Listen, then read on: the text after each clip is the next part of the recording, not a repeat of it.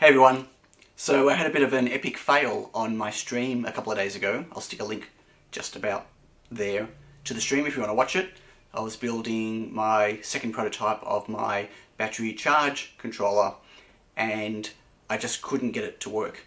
I kept flashing and flashing and flashing, different tiny picos, I couldn't get it to work. You will not believe what it was. Ridiculous. But before I tell you what it was, I just wanted to quickly give you an update about what's happening with international shipping for my products in my Tinny store and my Tiny Pico store. I've been contacted by my shipping company that I send through, Sendall, that they've reopened a whole bunch of countries. Not all of them, but there's a lot more countries on the list now that I can send to again. And I've also been going through and adding express post options for the countries I'm supporting, and even DHL for a few of them. I mean, I understand that DHL's ridiculously priced and no one's going to take me up on it, but it's an option there anyway. So I'm going to just put on the screen right now a list of all the countries I can ship to. Those countries are open for pretty much all of my products. So if you're after anything and you've been waiting, then if your country is in that list, you should be able to order off me now. The standard shipping is still delayed. Express post is quicker, much quicker, but still delayed. There is no economy shipping anywhere, so it's all the higher tier shipping. Okay, let's have a look at what I did wrong with this.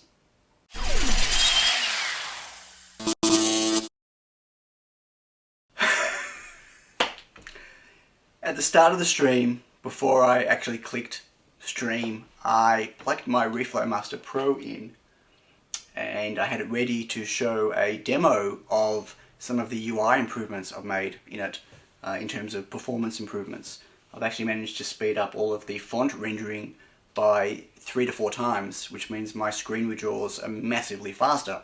I was quite excited about it, so I was going to do a bit of a demo of this at the very start of the stream, but the pick and place questions just went kind of off, flew off like a...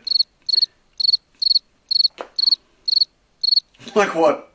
I don't know, like a skyrocket, and I forgot about it. It was face down on the table and that was where it stayed.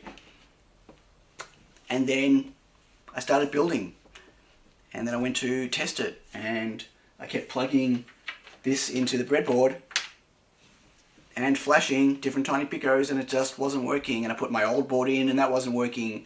So then I started playing around with real-time clocks and I2C on it, that wasn't working.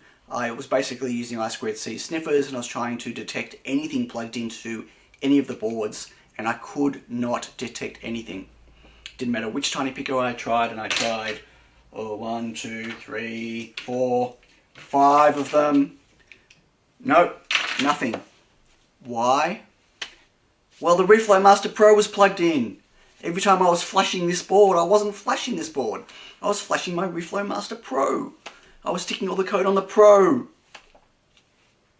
There was no charge controller plugged into the Pro. There's no I2C devices on the Pro. It didn't pick anything up. I kept flashing the wrong device. Oh my god! It took me hours after the stream finished to work it out.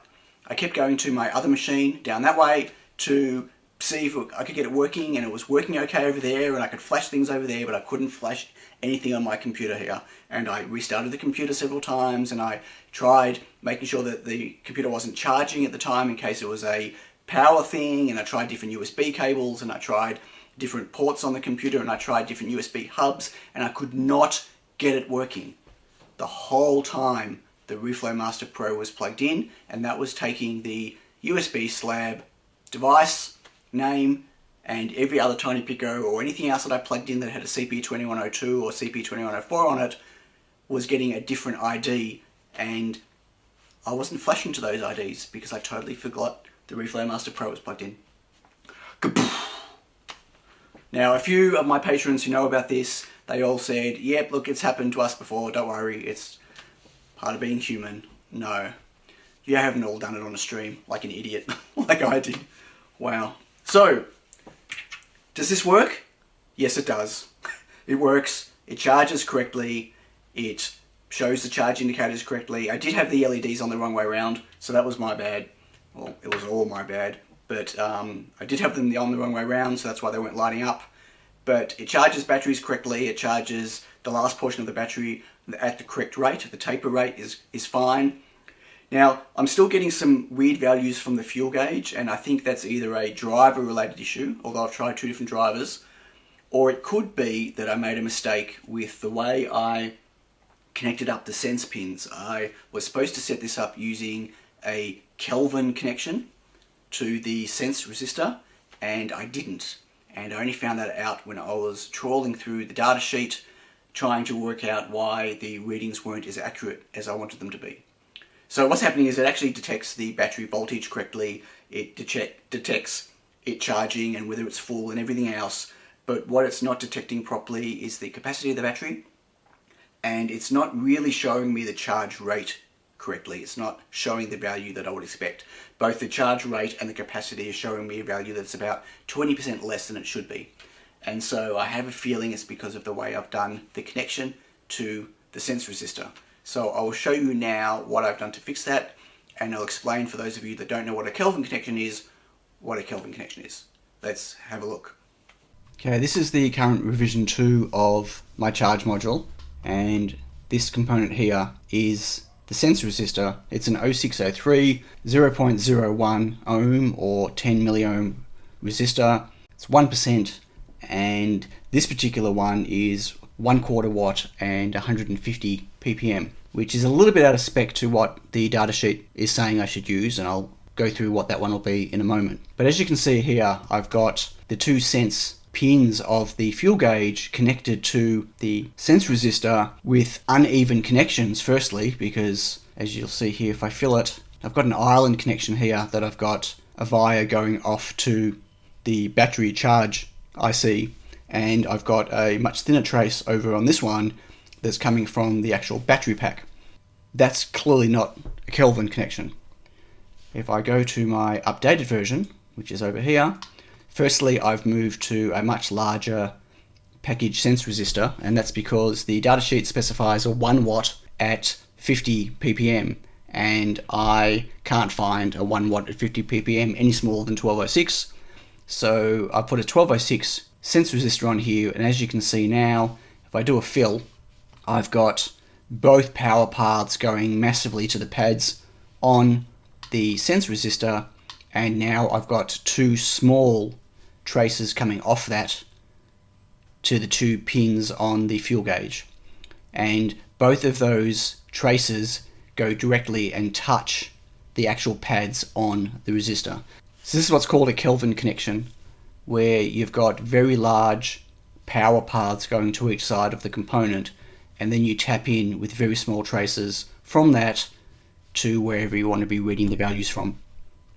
So I've updated this board. I haven't sent this off to get made yet. I'm still playing around with the MicroPython and the Arduino library. Both of them are slightly different, and both of them have varying feature sets that the other one doesn't have. One thing I have discovered though is that the ability on the fuel gauge to detect whether the battery has been connected or not will only work with a battery that has a battery pack that has a third wire that gets tapped into, and I don't have battery packs like that, and I can't find a way of doing that off my charge protection circuit. So unless I found a different charge IC that had the ability to wire that up, I don't have a way right now of doing a batteries connected, batteries disconnected automatic check. I'd have to give the user some ability to let the system know when a battery has been connected or not. I'm still playing around with what I can do there. So until I've worked that out, I'm not going to get this board remade. But I don't know if this change to the sense resistor is actually going to make enough of a difference or not, or whether it's actually just the libraries that need tweaking. But either way, the board is working, and I can continue on now and start building the controller side. I'm still undecided if I'm going to be using a SAMD21, a SAMD51, or an ESP32. Most likely going to be a SAMD51. I need to have at least 8 ADCs, and they need to be 0 to 3 volt, 3.3 volt ADCs, and the ESP32 doesn't have that. And I could put external ADCs on, but then it's just going to add to the cost again and make it more complex to use, and trying to find an external ADC that's 8 channel, I've not found any. If there are some, I'm sure they're really expensive. Even the 4 channel ones aren't cheap. So I'm going to continue working on the controller side of this, but the charge module does work, and it works as expected, and I did wire it up correctly in terms of the mistakes I made on the first prototype. So that is how much of a fool I am. I can't believe how many hours it took me to actually find it after the stream finished. I only actually found it when I decided to give up and I was so frustrated. I thought, stuff this, I'm just going to go back and keep coding on the Reflow Master Pro. And I turned around and I picked it up, turned it over and saw that the screen was on and it was white, and that meant that the code was gone, and that's when I realized that I'd been flashing the Reflow Master Pro. I'm never going to live this one down, at least in my own mind anyway. I feel like such a fool. There you go. So, if you're new here, please subscribe. Hit the alarm bell to be notified when I've got new videos coming out. And if you're not new, well, it's great to have you back here again. Thanks for watching. If you like the video, please click the like button. I'd really appreciate it.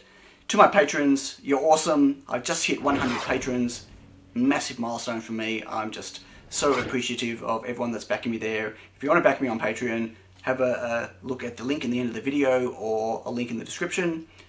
And until next time, catch you later. Bye.